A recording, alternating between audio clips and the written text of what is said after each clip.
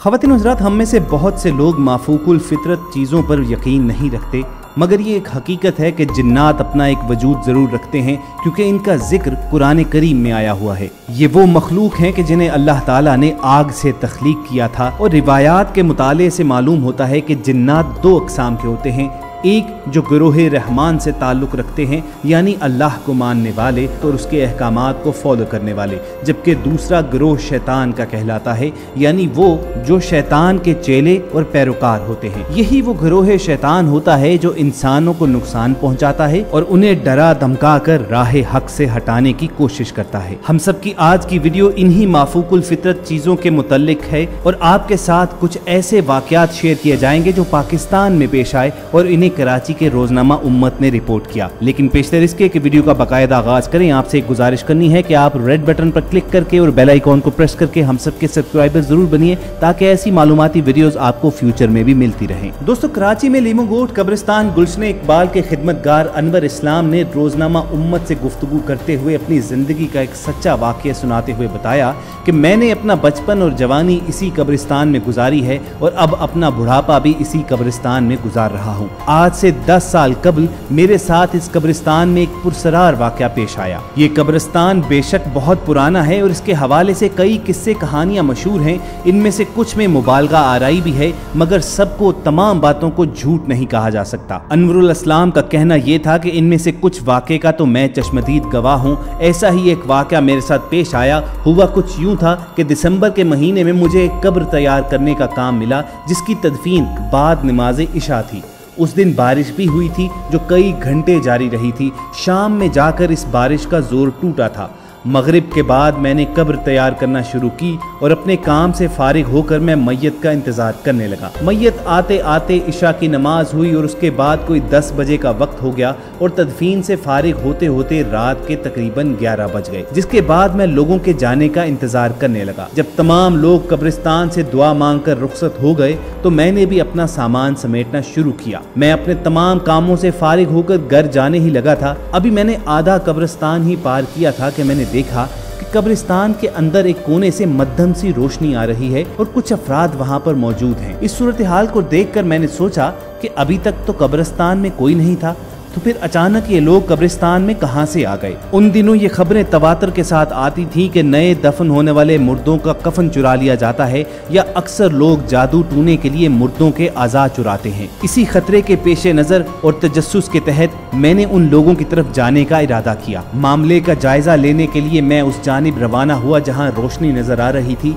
जब मैं नज़दीक पहुंचा तो मैंने देखा कि एक दरख्त के नीचे कुछ नौजवान लड़कियां आग जलाकर उसके गिर्द बैठी हैं और आपस में किसी नामानूस जुबान में बातें कर रही हैं। मैं जब उनके नज़दीक गया तो मैंने कड़कदार लहजे में उन लड़कियों को मुखातिब किया जो तादाद में 4 थीं। मैंने उनसे कहा कि तुम लोग कौन हो और इस वक्त कब्रिस्तान में क्या कर रही हो?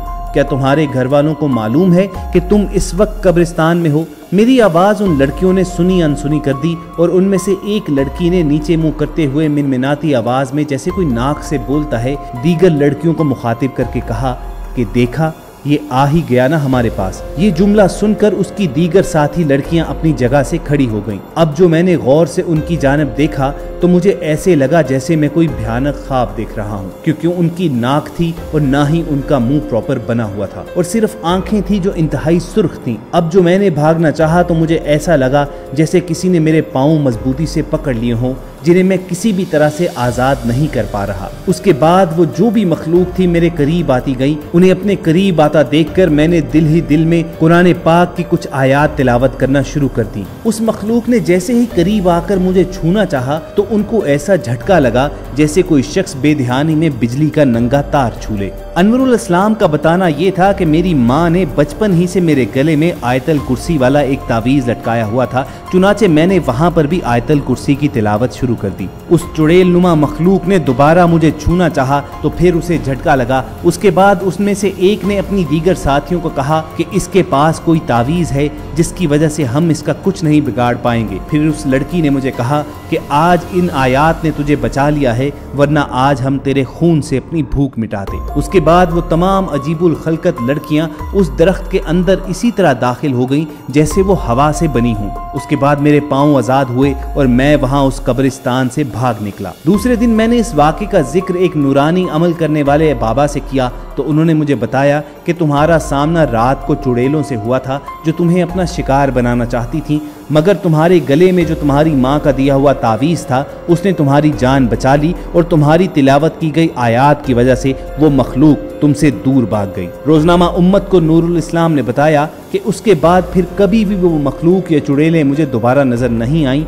और मैं भी कब्रिस्तान के इस हिस्से में सिर्फ दिन के वक्त ही जाया करता हूँ।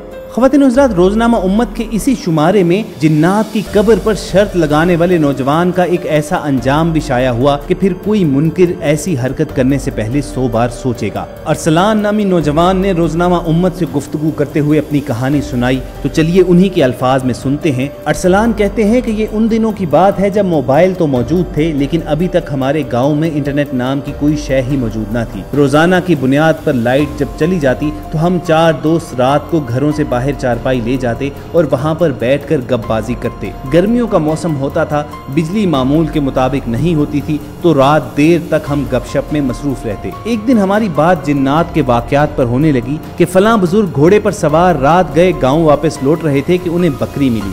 उन्होंने उसे अपने घोड़े पर लाद दिया और थोड़ी दूर जाकर देखा तो बकरी की टांगें बड़ी होती गईं, इस हद दर्जा बड़ी हो गई कि जमीन को छूने लगी। ऐसे वाकयात तो मैं शौक से सुनता लेकिन अंदर से डर भी जाता। घर की तरफ रवाना होकर असलम को अपने रास्ते पर ले आता ताकि अकेला घर की तरफ ना जाऊं, लेकिन जाहिर नहीं होने देता था कि मुझे भी डर लगता था। लेकिन मेरे दोस्त असलम को इन सब बातों पर बिल्कुल भी भरोसा नहीं था और उस दिन भी वो इन बुजुर्गों के जिन्नाती किस्से कहानियों का मजाक उड़ाने लगता। एक दिन मेरे दोस्त वसीम ने असलम से कहा, तो फिर ठीक है, हमारी शर्त लगती है, अगर तुम कब्रिस्तान की फलां कब्र पर ये गंदा रुमाल और उसके ऊपर ईंट रखकर आ गए तो मान लेंगे कि तुम ठीक हो। ये कब्र एक बुजुर्ग की थी जिनके बारे में कहा जाता था कि वो जिंदा पीर थे और उनके बहुत से मुरीदों में जिन्नात भी शामिल थे। मेरे दोस्त असलम ने जवाब दिया कि अगर मैं ये रुमाल उस कब्र पर रख आया तो उसका उसे जवाब मिला कि तो फिर हम तुम्हारी तरह ये मान लेंगे कि जिन्नात का कोई वजूद नहीं होता और तुम शहर में जिस होटल का नाम लोगे वहां से तुम्हें खाना खिलाएंगे। मुझे ये सब कुछ बहुत अजीब लगा। मैंने असलम को रोकना चाहा कि वो ऐसी शर्त ना लगाए, लेकिन मुझे दोस्तों की अक्सरियत के आगे हार ना पड़ा। हम सब उठकर कब्रिस्तान की तरफ बढ़ने लगे। मेरे जहन में पहले से सुनी कब्रिस्तान की कहानियां घूमने लगी कि एक बार ऐसे ही किसी ने शर्त लगाई थी और वो वापस नहीं आया था, और ये कि अगर कभी भी जिन्नात पर शर्त लगाई जाए तो वो अमल उन्हें बिल्कुल पसंद नहीं है, जिस पर वो और भी ज्यादा तैश में आ जाते हैं। इस तरह के ढेरों किस्से यके बाद दीगरे मेरे जहन में चलना शुरू हो गए। गाँव के कब्रिस्तान से मुझे हमेशा से खौफ आता था। मैं गर्मियों की दोपहर को और खासकर कभी अकेले वहाँ से नहीं गुजरता था। वहाँ पर मौजूद बरगद का एक दरख्त था जिसकी शाखें झुककर जमीन पर आ चुकी थीं। हम बचपन से उसे देखते आ रहे थे। मुझे हमेशा से उस दरख्त से खौफ आता था कि जैसे वहाँ जिन्नात का बसेरा हो। मेरे जहन में अचानक से ख्याल आया कि जहाँ असलम ने अपना रुमाल रखना है वो कब्र भी इसी दरख्त के नीचे है। यूं ही सोचते सोचते हम मंजिल के करीब आ गए जहाँ हमें रुकना था। यहाँ से असलम को अकेले जाना था। मैं तब भी उस खेल को रोकना चाहता था। असलम चला गया और हम वहीं रुक गए और एक दूसरे को चुपचाप देखने लगे। फिर मेरे दोस्त वसीम ने खामोशी को तोड़ते हुए कहा कि असलम को गए हुए कुछ ज्यादा वक्त नहीं हो गया। हमारे चौथे दोस्त ने परेशानी के आलम में कहा कि हमें चलकर देखना चाहिए, जिस पर हम तीनों ने हाँ में हाँ मिला दी और इस कब्रिस्तान के रास्ते पर निकल पड़े। कुछ नजदीक पहुंचने पर मुझे यूं लगा जैसे कोई बच्चा रो रहा हो। थोड़ा और नजदीक जाने पर रोने की आवाज ने शिद्दत अख्तियार कर ली। इस आवाज में खौफ था। आवाज छोटे बच्चे की थी, लेकिन साथ ही बिल्लियों जैसी गुरगुराहट भी शामिल थी। थोड़ी ही देर के बाद सन्नाटा छा गया। हम बरगद के उस पेड़ के करीब पहुंचे तो वहां असलम को लेटा हुआ पाया। हमारे औसान खता हो गए। पास पहुंचे तो असलम की सांसें चल रही थीं। हमने फौरन उसे उठाया और वापस आ गए। अस्पताल में 3 दिन उसका इलाज होता रहा, लेकिन हालत जूं की तू रही। उसकी आवाज नहीं निकल पा रही थी। वो बोलना चाहता तो बमुश्किल अपने होंठों को एक कोने में ले जाकर ये कहता कि शर्त। उसे नींद नहीं आती थी। 24 घंटे आंखें खुली रहती। यूं ही 10 दिन गुजर गए। वो जागता रहा, आंखों से आंसू बहाता रहा। फिर एक दिन वो इसी हालत में अल्लाह को प्यारा हो गया। ये गालिबन उसके वफात का अगला दिन था। हम तीनों जब दुआ करके उसके घर के बाहर निकले तो हमारी नज़र उसके घर की दीवार पर पड़ी, जिस पर वही गंदा रुमाल पड़ा हुआ था। जो असलम कब्र पर रखने गया था। इसे देखकर हम दहशत ज़दा रह गए और आज तक हमें उसकी मौत के हकीकी राज का पर्दा चाक करने की हिम्मत नहीं हुई। ख़वातीन हज़रात, रोज़नामा उम्मत में बयान किए गए इन वाक़यात में कितना मुबालगा है और कितने ये मबनी बर हकीकत हैं, ये तो अल्लाह ही जानता है। हम यहाँ अपने नाजरीन से पूछना चाहेंगे, कमेंट सेक्शन में अपनी राय का इजहार ज़रूर कीजिए कि क्या आपके ख्याल में जिन्नात और चुड़ैलें अपना वजूद रखती हैं और ये जो कहानियाँ आप तक पहुँचाई गई हैं ये सच्चे हैं या फिर महज अफसाने हैं। अगर आपको हम सब की ये वीडियो पसंद आई हो तो इजहार पसंदीदगी का बेहतरीन तरीका ये हो सकता है कि आप रेड बटन पर क्लिक करके और बेल आइकॉन को प्रेस करके हम सबके सब्सक्राइबर बन जाइए। बहुत जल्द किसी और इन्फॉर्मेटिव सेशन में दोबारा आपसे मुलाकात होगी। अपना और इर्द गिर्द के लोगों का ख्याल रखिए और हम सब के साथ जुड़े रहिए।